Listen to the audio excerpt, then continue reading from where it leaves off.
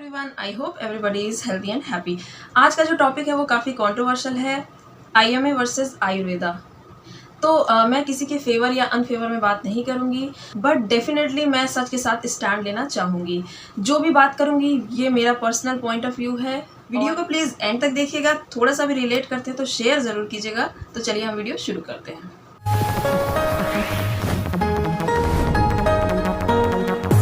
सबसे पहले मैं बोलना चाहूँगी, I have full respect for doctors, nurses, ward boy, जितने भी क्लीनिंग स्टाफ है या एम्बुलेंस ड्राइवर है, जितने भी एम्प्लॉयज़ होते हैं हॉस्पिटल्स में, सबके लिए।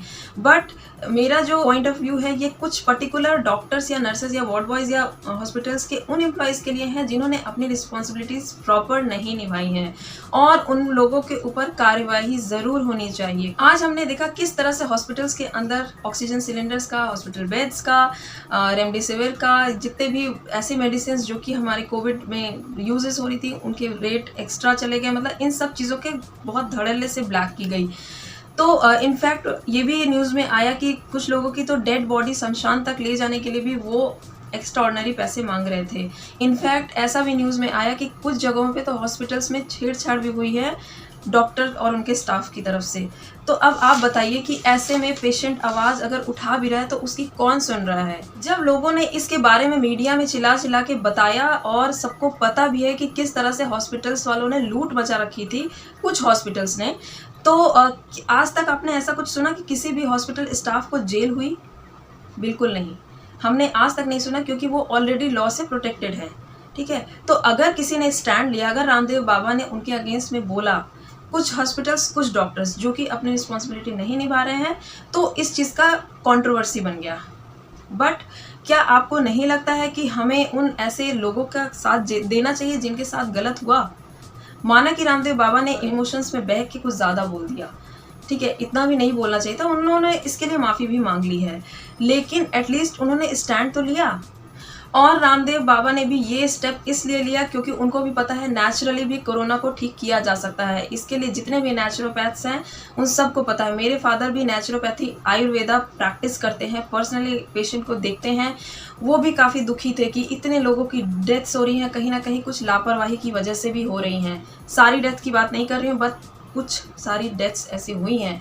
रामदेव बाबा भी कहीं ना कहीं बहुत ज़्यादा दुखी हो रहे थे, क्योंकि हमारे कंट्री में ये एक बहुत बड़े अफसोस की बात है, एलोपैथिक मेडिसिन या एलोपैथिक हॉस्पिटल्स इजीली अवेलेबल हैं, बट आयुर्वेदा या इस तरह के नेचुरोपैथ्स जो हैं वो इजीली अवेलेबल नहीं है, जिसका मुझे भी बहुत बड़ा अफसोस। आईएमए द्वारा ये इल्ज़ाम लगाया गया है रामदेव बाबा के ऊपर कि उनको कोरोनिल की बिक्री को बढ़ाना है, इसके लिए उन्होंने ये कंट्रोवर्सी करी है।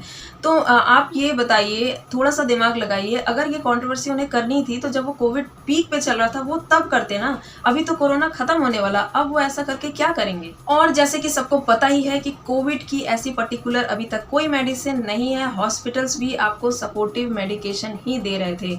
इनफैक्ट कोरोनिल तो क्लिनिकली ट्रायल्ड है, जबकि हॉस्पिटल्स में रेमडेसिविर हो गई, प्लाज्मा थेरेपी हो गया, एक्स्ट्रा डोजेस ऑफ स्टेरॉइड्स की, एक्स्ट्रा डोजेस ऑफ एंटीबायोटिक्स की, ये सारी धड़ल्ले से दी जा रही है। ऑक्सीजन सिलेंडर को भी प्रॉपर मॉनिटरिंग के अंडर नहीं दिया गया है। बहुत सारी ऐसी चीज़ें हुई हैं जो कि विदाउट मॉनिटरिंग की गई है। तो अगर आपको ये बताया जा रहा है, लोग इतना बोल रहे हैं कि आप प्राणायाम करो, आप प्रॉन वेंटिलेशन करो, आप फ्लू डाइट के थ्रू आप ठीक हो सकते हैं, तो प्लीज़ अभी भी टाइम है, आप बिलीव करना स्टार्ट कीजिए।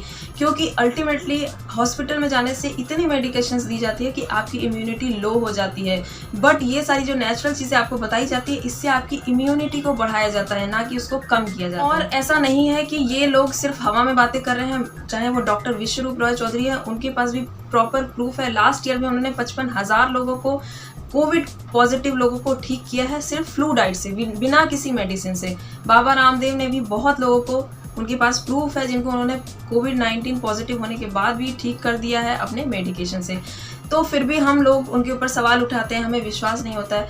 क्या आपको नहीं लगता कि इस विषय में हमें गहराई से सोचने की बात है और चीज़ों को समझने की बात है?